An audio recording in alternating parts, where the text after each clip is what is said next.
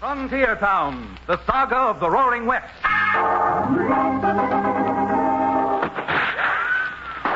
Frontier Town. El Paso, Cheyenne, Calgary, Tombstone. Frontier Town.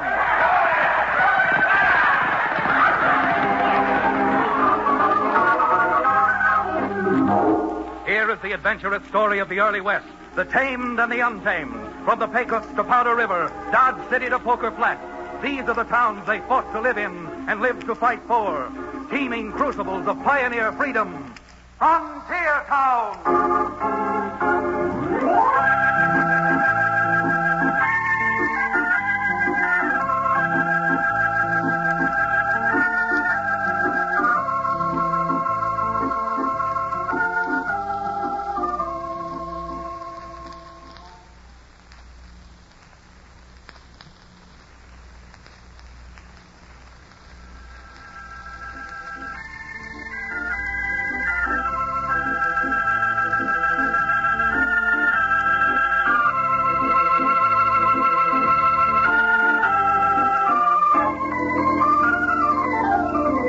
Frontier Town. Yeah, I guess that's what you'd call Dos Rios. The only reason I mentioned Dos Rios is that I live there. Or to be more accurate, it seems to be the base of my operations. Because you see, fortunately or unfortunately, I'm a lawyer. And out in the frontier country, although lawyers aren't too well regarded, they sure are necessary. If you're ever in Dos Rios and want to look me up, the office is over at Cherokee O'Bannon's livery stable, and the shingle says my name is Chad Remington. Well, as you can imagine, the frontier has attracted all kinds of people, and that brings me all kinds of clients. One of the rarest birds I've yet to run across I met just a few weeks ago. Rare? Believe me, he's even more of a character than that ex-medicine man, Cherokee O'Bannon. Bright and early one morning when I picked up my mail, I found a letter postmarked from a town about 200 miles away, sort of a new town they'd called Roaring River. I'd heard about Roaring River because it was becoming famous as the bailiwick of a self-appointed justice of the peace, a former mule skinner. And folks say he skinned a lot of other things besides mules. I saw the old character whose name is Pegleg Cooper. Well, the letter wasn't from Pegleg, but from a rancher down there who signed himself Jim Charlton and urged me to come down and offered me a sizable fee if I could help him. Charlton didn't say exactly what the nature of his trouble was, but the fee was tempting to a man who has a few thoughts of getting married.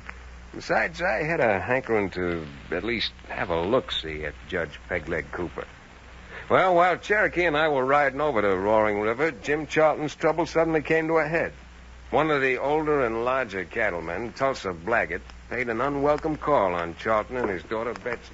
Charlton, I'm giving you a better-than-even break by coming here and talking to you, and if you know what's good for you, you'll quit talking back. Tulsa, I didn't ask you here. I don't want you here. And most of all, anything you have to tell me goes in one ear and out the other. Yeah? Well, I'm not surprised. Apparently, there's nothing between them ears to stop it. Daddy, don't let him talk to you like that. Kid, if I were you, I'd remember the old saying, brats should be seen and not heard. Doggone it, Tulsa. I've heard enough out of you. Now go on, clear out of my house. In other words, Charlton, you want to end up like the other nesters did around here. I'll take my chances. You and your kind never scared me none. And for one, I'm not selling this homestead to you for 10 cents on the dollar. You know something, Charlton? I got a feeling in my bones that you're going to have a fire here. And after that, your place won't be worth 2 cents on the dollar. But you dirty crook. Don't you try to threaten us. You little loudmouth. Who do you think you are, calling me a crook? Shut up. Threaten my daughter, will you? You Good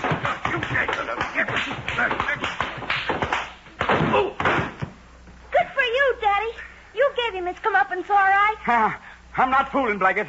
If you're not out of here in 30 seconds, I'm going to pick you up and throw you out. Throw you out through the window. All right. All right, Charlton. But I'm coming back. And when I do come back, which won't be long, I'm coming back to move in.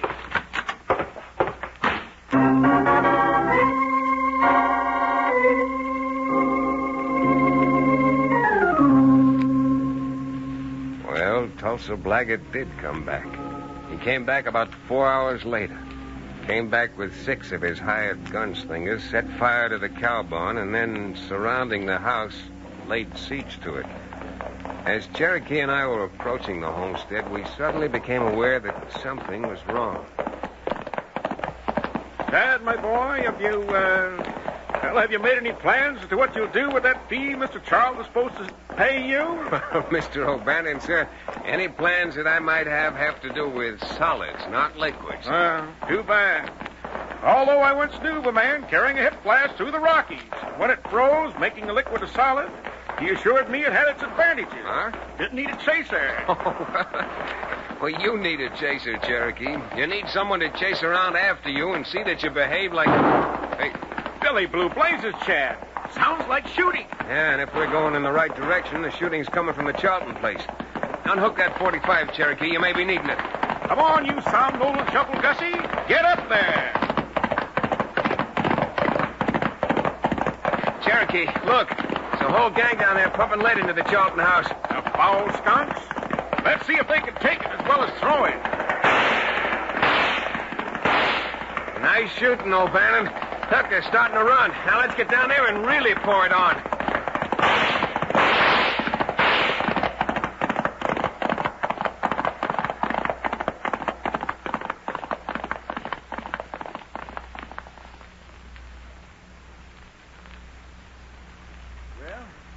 About all there is to it, Mr. Remington. Except to thank you again and again and again for running them off. Ain't nothing of it, Miss Betsy. Our pleasure. Our pleasure. Now, I'm no coward, Mr. Remington. Well, look, but... let's just make that plain Chad. Shall we, Jim? You bet, Chad. As I was saying, I'm not afraid of Tulsa Blackett or anybody else. But if there's a peaceable, legal way of settling a thing like this, that's what I want to do. That's why I wrote to you.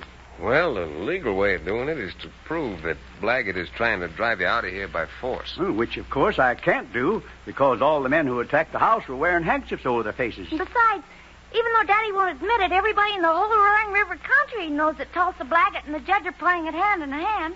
You mean Judge Pegleg Cooper? Oh, don't listen to Betsy, Chad. She's just repeating gossip. I am not.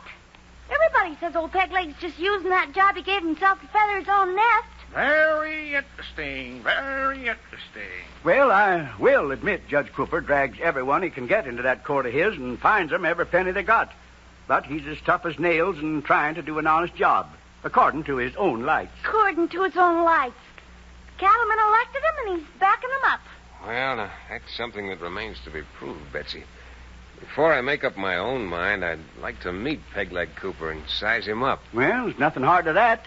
He owns a saloon and holds his court right there in the saloon. Very, very interesting. Very, very interesting. Come, Chad. Let us remount our horses and meander down to Pegleg Cooper's saloon, court.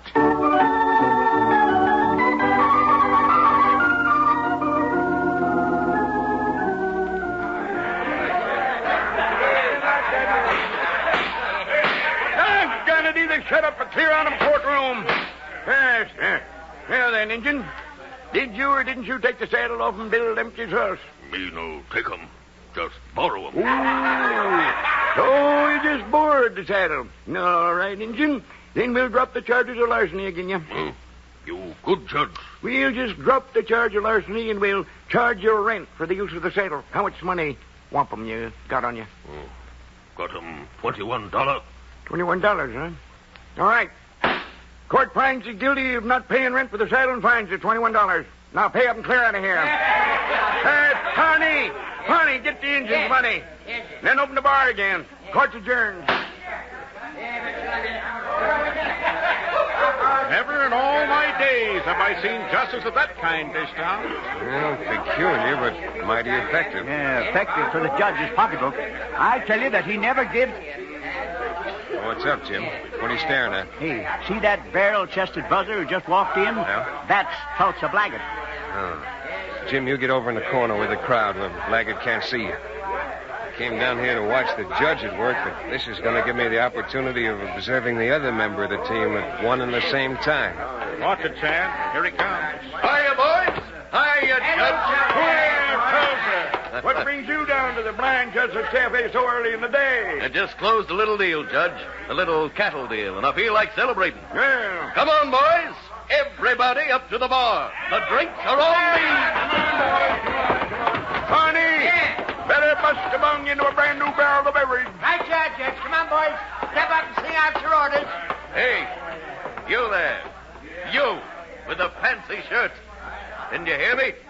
I said I'm buying the drinks. Everybody up to the bar. Thanks just the same, mister, but I'll take a rain check on that. I said you're drinking with me. I said I'm not. All right, then. I'll drag you over to the bar. That's it, Chad. Hang it on him. Stop it, you hear? You're breaking up my cafe. Sorry, Judge, but I'd rather break up your cafe than have him break my jaw. See? No! Chad, even if he comes to, I'm sorry to say he won't buy drink for a long while. Come here, you. Barney. Yeah, Judge. Close up the bar. We're holding court. Right, Judge. Bars closed and court's in session. Judge Cooper presiding. And now, young man, we're going to get on with your trial. All right, Judge, but I'd like to know what the charges are against me. Oh, they ain't very much. Assault and battery, mayhem, inciting a riot, and destruction and demolition of personal property. You pleading guilty or not guilty? That depends. What'll it cost if I plead guilty? Well, maybe $40. Uh-huh. What'll the fine be if I plead not guilty? Not guilty will cost you $100. How do you plead? Guilty as charged, Your Honor. Here's your 40. Thanks, son. And just a minute. You must have about $70 left. Or 68 to be exact. Now, that is strange, because I'm just about to fine you $68 in addition to that 40. Oh, no, wait a minute. What's that fine for? Well, I'll tell you. Mr. Blaggett came in and invited everybody to have a drink on him. I reckon he'd have spent about $68 in my cafe. But now that you laid him out cold, I'm deprived of that business, and so you are in restraint of trade. That's all. Barney, Yeah, Judge. put this money in the drawer and escort the defendant outside. Why, that's good for nothing, sneaking, soap-headed, snake in the grass. Let it go, Cherokee. Judge may have my money now, but he isn't going to keep it long. Believe me, he isn't.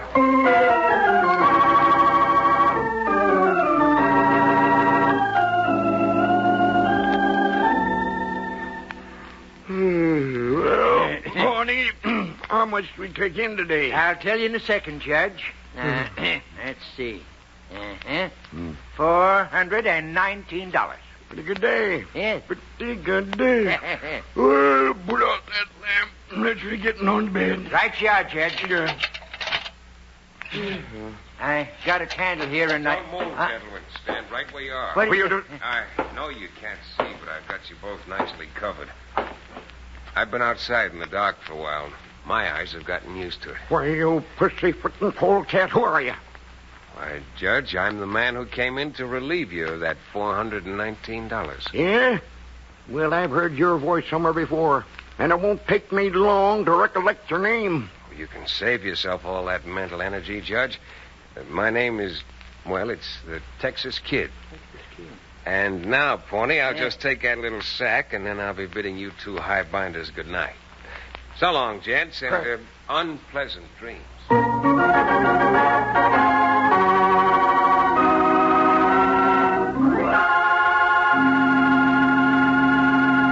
We'll return to the exciting second act of Sixgun Justice, our frontier town adventure, in just a few moments.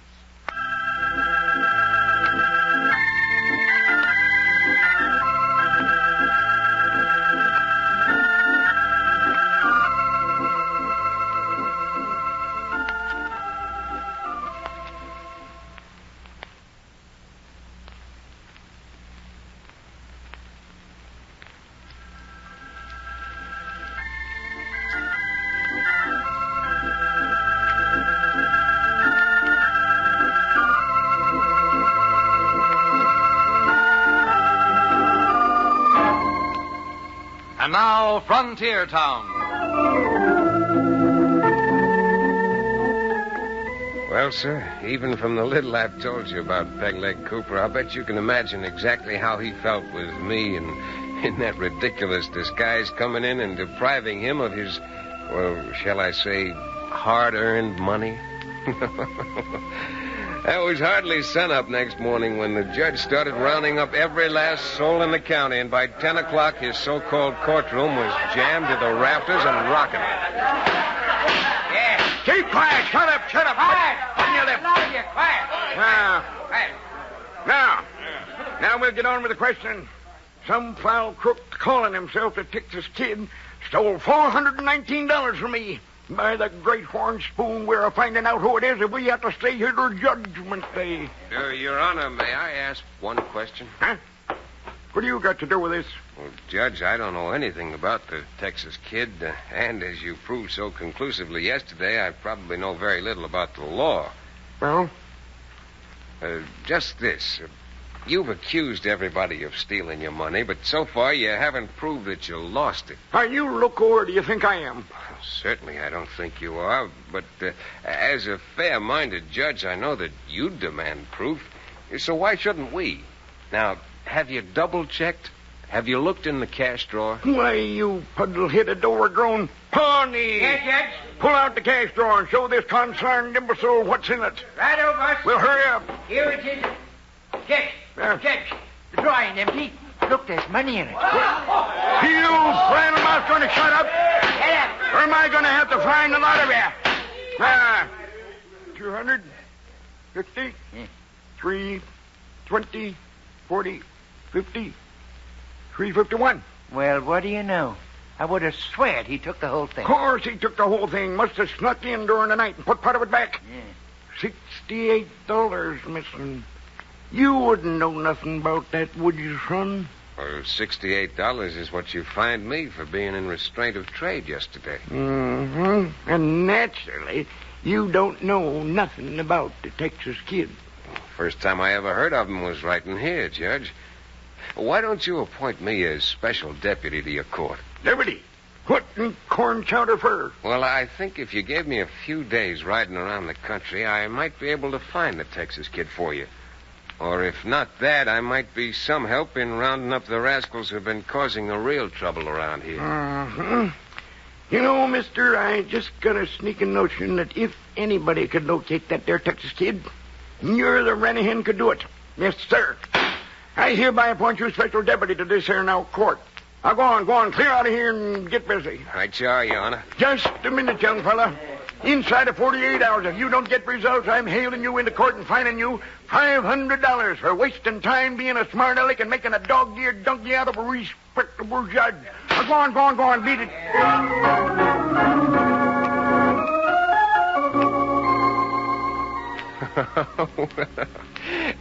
I'm laughing now, but believe you me, when it happened, I was laughing on the other side of my face. All my life I'd heard of smart lawyers, but if there'd been a mirror handy and I'd looked into it, I'd have been face to face with a lawyer who was too smart. Well, knowing that the judge meant business this time and being faced with a fine and probably a jail sentence, I took the bull by the horns and started out to make good on my promise.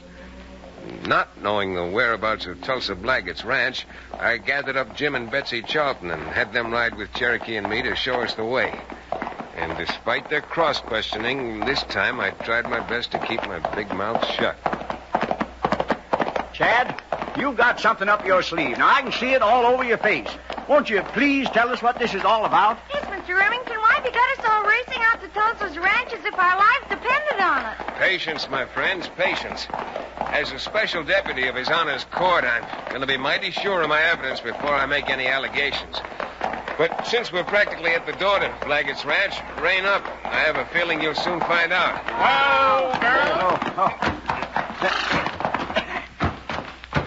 All right, come on. I think I'm about to make an arrest.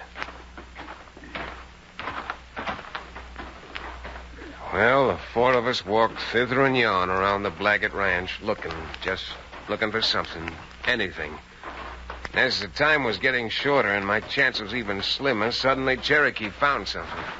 Sweet strawberry blondes, Chad. Look at this. Why, that's nothing but a little piece of steer hide. It sure is a piece of steer hide, Betsy, but don't you see what it is? It's a piece of steer hide with our brand on it. And how our brand got over here on Blaggett's ranch will take a bit of explaining. Yeah, we're lucky, that's all, but it certainly explains itself. Even though the men were masked who raided your place the other day, this piece of steer hide will be marked Exhibit A in my case against Tulsa Blaggett for cattle rustling. Come on, we're going inside.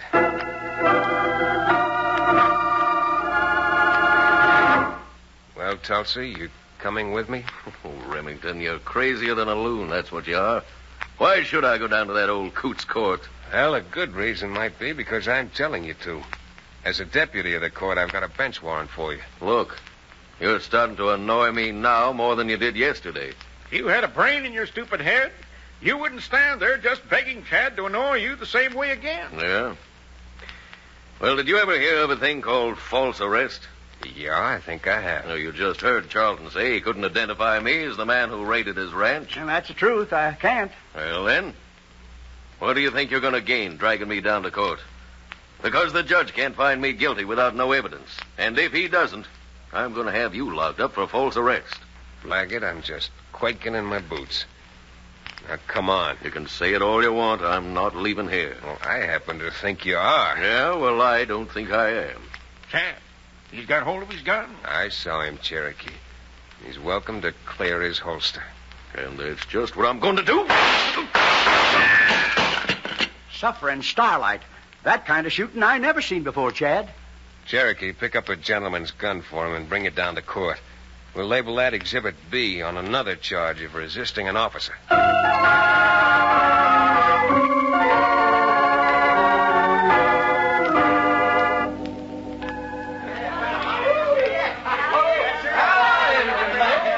Well, Judge, where's that big-talking deputy you appointed yourself? Oh, I reckon he'll be coming in, Pawnee. How come you reckon that?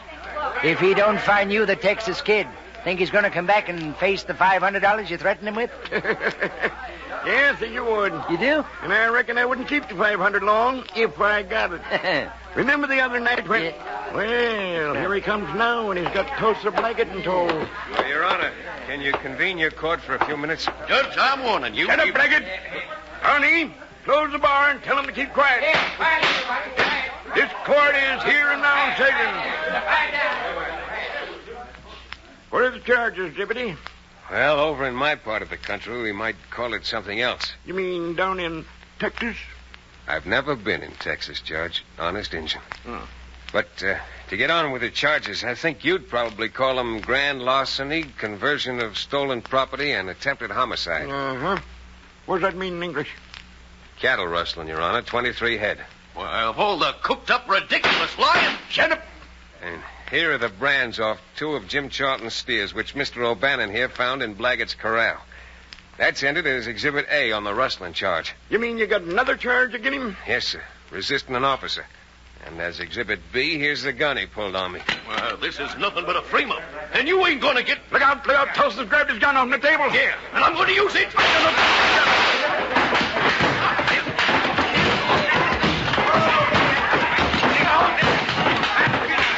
Knock him over this way, son. I'll bust him with the gavel. Oh, thanks, Judge. But watch those glasses, because here he comes.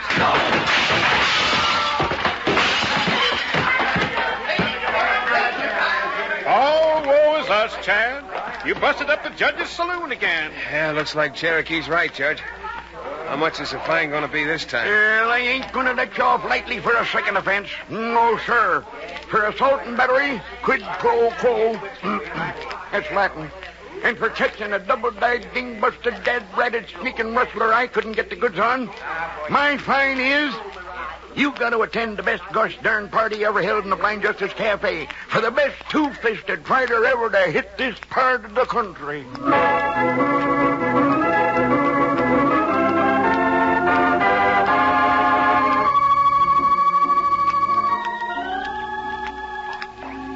Hold still there, you broken-down hay-burner. Mr. Remington, I'll never forget how you outslicked that crook. He did a fine job, didn't he, Judge? Oh, good enough. What about me? Ain't I letting him go home without catching the Texas kid for me? You young varmint. Someday you ought to get down to Texas and look for the cuss. You never can tell what Chad might do for $68, Judge. Nor me neither. Am I to read between the lines, Your Honor, and infer that because the way this case turned out, you might do what Blaggett is going to do the other day? Set him up the how? Oh, now, just a minute, Cherokee. What's the matter? I'll admit I'm in favor of you having some suds. Good boy. But you're not going to get the suds till you get back home. Good night. And the kind of suds you're going to get won't do your insides much good, but they'll be a big help to your outside. I'm talking about soap suds. Goodbye. Goodbye is right. Adios, Judge. Adios. So long, Charlton. Bye. When you get your cattle sold, Jim, that's plenty of time to be sending me my fee. All right, get started, boy.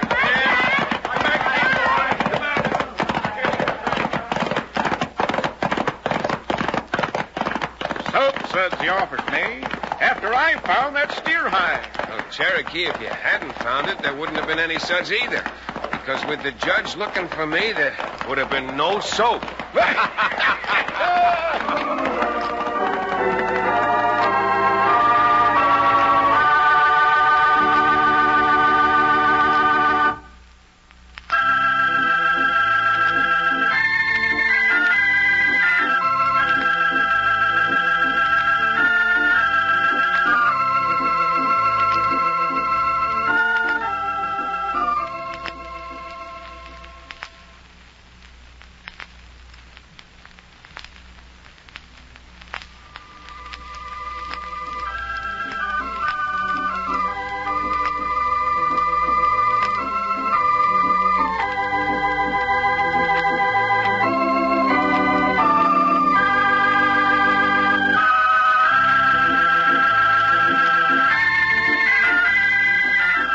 Frontier Town, starring Tex Chandler, is a Bruce Eells production.